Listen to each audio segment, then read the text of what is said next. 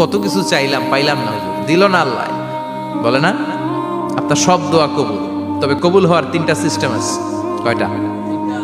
চান্দুল্লার ভাইয়েরা মনে থাকবে কয়টা? আপনি যত দোয়া করছেন সব কবুল, কারণ আল্লাহর কাছে কিছু চাইলে আল্লাহ ফিরাইয়া দিতে জানে না। আল্লাহ জানেই না কেমনে ফিরাইয়া দিতে হয়। সুবহানাল্লাহ কোন? চাওয়া মাত্রই আল্লাহ বলে অ্যাকসেপ্টেড, যা কবুল, দিব দিব না এটা বলতে জানে না। চাওয়া মাত্রই বলে দিব। 3 সিস্টেম। নাম্বার 1, আপনি আল্লাহর কাছে দোয়া করলেন, চাইলেন, আল্লাহ বলে দিব, বলেই তিনি দিয়ে দেন আর আপনি খুশি হয়ে যান, পেয়ে গেলেন।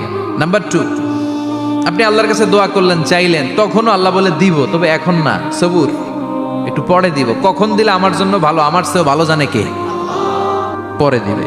নাম্বার 3, চাইলেন, দোয়া করলেন, আল্লাহ তখনও বলে দেব, তবে এখনো না, পরেও না, কিয়ামতের দিন যেদিন বিপদে পড়বে ওই দিন দেব।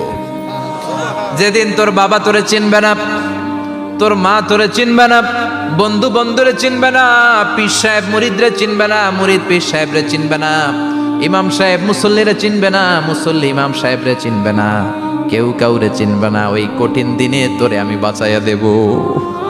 তাইলে দোয়া যা করছেন ছোটবেলা থেকে আজকে পর্যন্ত, লস হয়েছে না লাভ? লস না লাভ?